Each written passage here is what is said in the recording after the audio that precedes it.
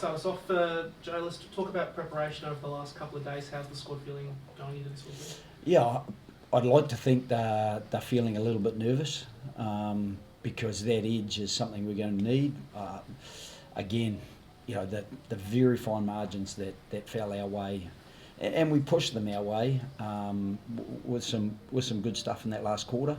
We're going to have to try to make sure that's delivered from start to finish, and that's always a challenge for any team because inevitably there's momentum shifts in Test matches, and I think we've really pushed discipline this week. That first half, I think there were too many access points, and that just allowed them to put scoreboard pressure on us. Obviously, making sure we've got a couple of solutions from those midfield scrums, and there's plenty of other things that I think the Argentinians have the potential to throw at us. So we've tried to cover some bases, and we've also tried to build on our ability to score, and on the back of those 4 tries last week, we've got to try to make sure that we galvanise any of those opportunities to exert that pressure and then to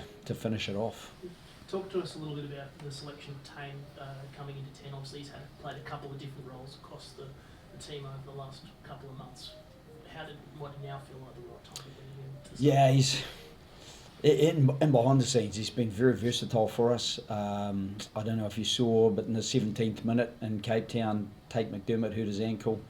Mike Cron was teaching him how to feed the scrum at half time in Cape Town, and Joe Sue was ruled out, and I said, hang on, Crono, no, I need him. He's going to have to play in the midfield. And so at that stage, Tane, he was super in that game. For a bit of a patch together back line, I thought he filled in really well, and I think that would have contributed a little bit to his confidence, and we wanted to give him more confidence and more time to, I guess, familiarise himself with running the team in a pivotal position like number 10, and it's nice to have the security of James O'Connor available to come off the bench as he did last week, and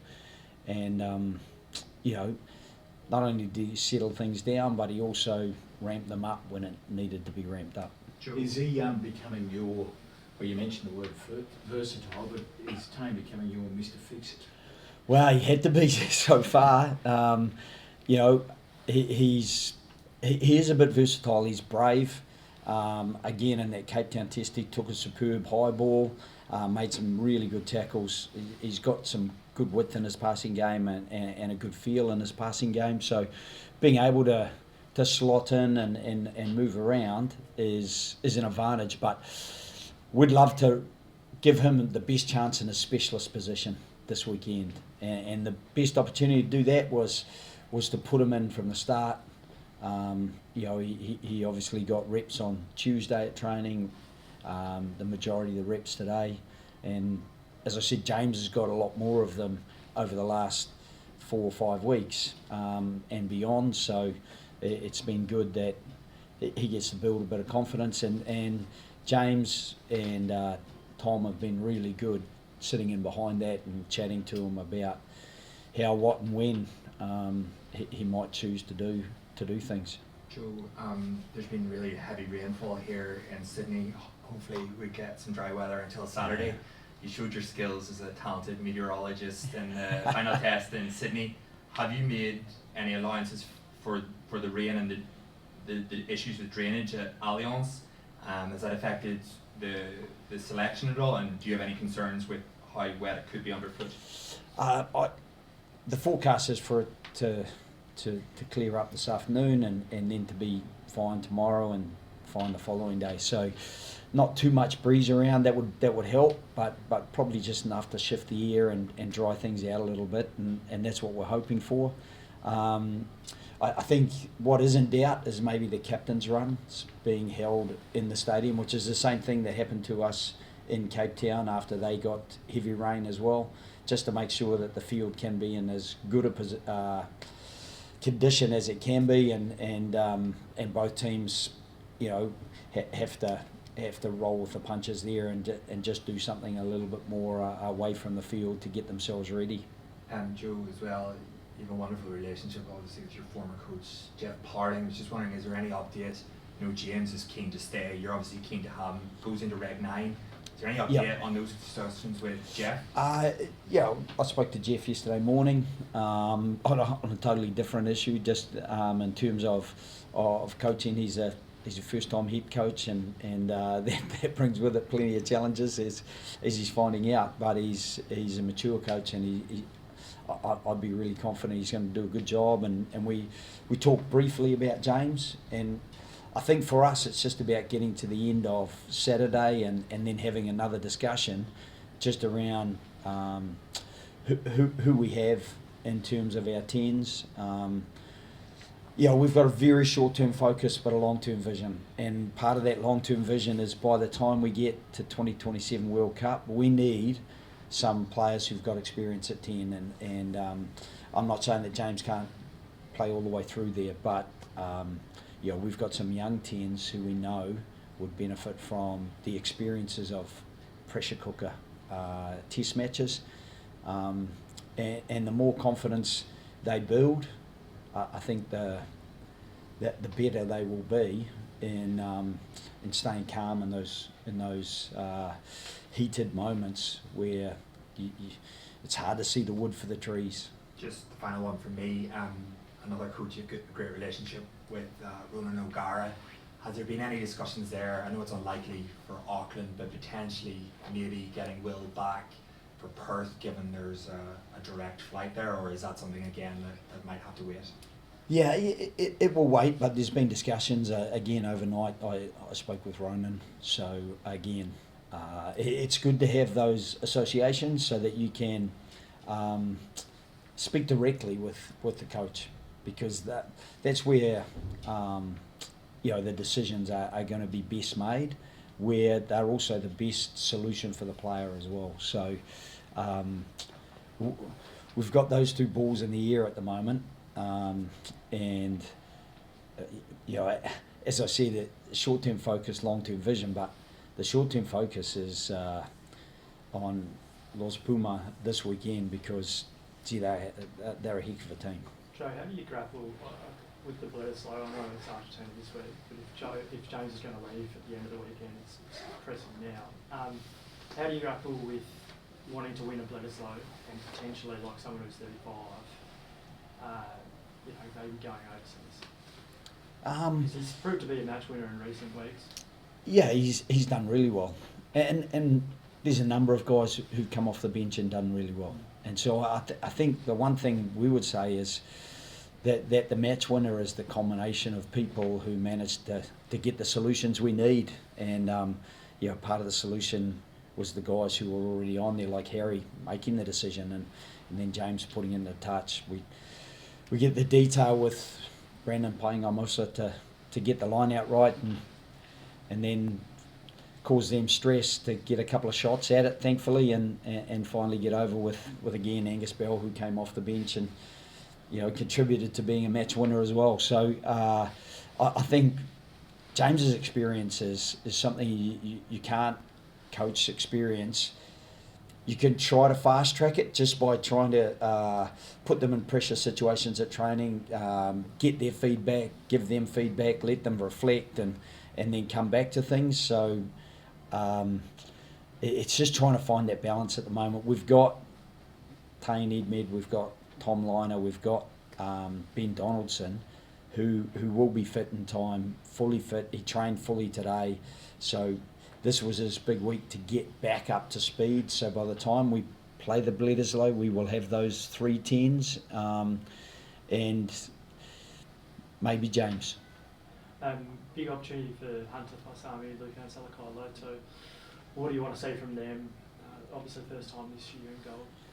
Yeah, and we've had discussions with them, obviously, and Tom Donnelly and Mike Cron have had particular discussions with Lucan, what they're looking for, set piece, Laurie Fisher defensively, and from me in terms of attack. Hunter's trained better and better as time has gone on through the the Rugby Championship. So there's some confidence around that, as much as I think Lenny's been outstanding for us at the same time. So, and the same with Luke Hahn stepping in there. Jeremy Williams was, again, one of those guys who came on and made a difference. I thought he was superb in the third test against the Lions back in Sydney, where he came off the bench and did an incredible job, grabbing lineouts, getting turnovers on the ground, doing a super job. So, we'd love to see some of that from Luke Hahn as well. He's a big physical presence, and I think Hunter is a smaller physical presence, but a punchy one. He's a powerful man, and we'd love to see both of them put their best foot forward. The team needs it, and I think if they can do that, the team will benefit. The decision at the end of last week to keep going for the win and not just try and take the draw, is that like aggressive mindset something you want the team to keep carrying forward? Yeah, that the mindset was very much driven by the leaders on the field at the time, and I love the fact that they grabbed it by the scruff of the neck and made their decision and went with it. Probably the only time I piped up at one stage when James was looking like he was going to kick for touch, and I wasn't sure that was going to be the right option because there's too many variables that could go wrong. Whereas just give it to Brandon and he'll punch it forward, and then we actually had a play that we had up our sleeve and we didn't quite get to play it, which you don't really care as long as you get the ball over the line. So the play wasn't just give it to Belly. It was a little bit more complicated than that, but I give it a Belly and he scores, I'm happy. So yeah, the aggressive mindset and the focus on making sure that the aggressive mindset is backed up with the right actions, because you can be aggressive in your mindset, and if you're shoddy with your execution, then you're still not going to get the result. So part of it is having a confidence to go for it, and part of it is having a competence to deliver it. Are you seeing enough from this team, Joe, to feel confident in winning the Rugby Championship? Oh, Jamie, I'm never confident. But It's been 10 years. yeah, oh, I'd love it to happen. We're working as hard as we can to try to make it happen, try to help it happen with the back room, and I'm talking about the full back room. 86-minute game last week.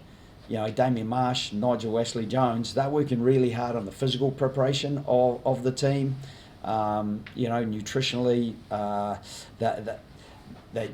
they're getting the fuel reserves right, I think, and then Byron Field and Kat, they're doing a great job making sure that they're in the right physical shape to be able to give 100%. So in the back room, I'd like to think we're giving the players confidence that they can be competitive through to the finish of the Rugby Championship, and that's our part, is to prepare them, and then it's their part to perform.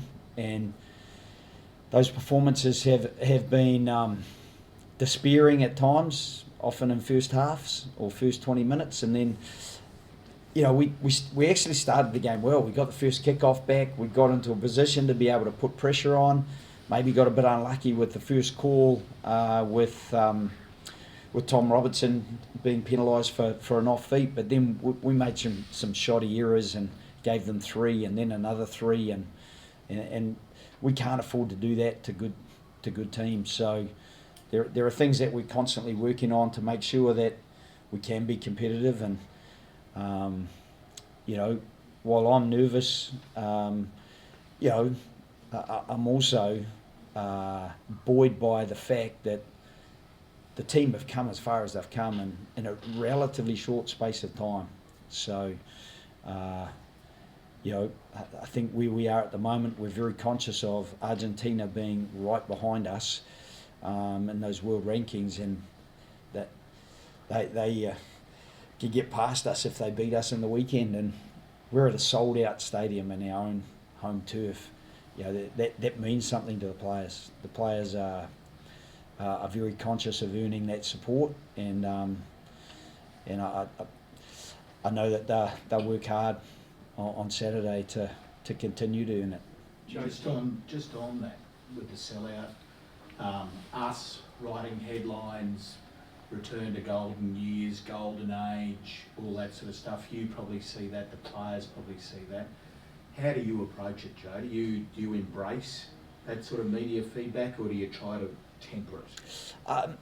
We just probably try to internalise whatever we can influence, and even more so what we can control. We can control our effort areas.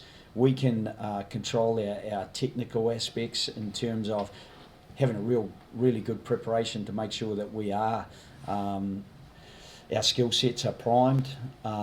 What we can't control is what people write about us or what people say about us, or what the opposition are preparing to do against us. As much as we know their players, we know the dangers of their players. You saw the angles that Chokobaris ran last week.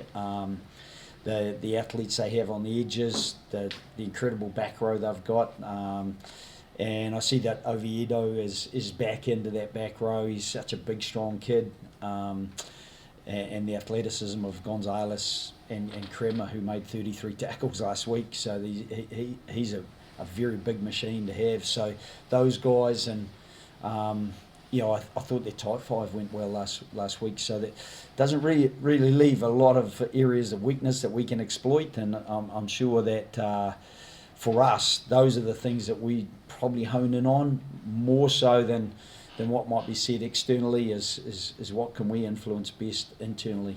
Joe, Last two, please, Rob. did you consider New Zealand before these two matches released a few players to play NPC? Did you consider doing a similar thing, knowing that Super Rugby AU's starting on this weekend with guys like Jake to get minutes before a Bledisloe? Yeah, I mean Jake's not quite ready to play, so it would be counterintuitive to release him, with the potential that he gets another injury. But there are potentially 2 or 3 players that may play, and so we're just waiting for Saturday. And the good thing about Saturday is that we play early enough in the day that we can make some decisions probably after captain's run tomorrow, once everyone's declared fit, and give players an option. I think for players to come out of camp, they've got to be keen to go and play. So I've spoken to 3 of the 4 Super Rugby coaches in the last 24 hours just around how we might balance that.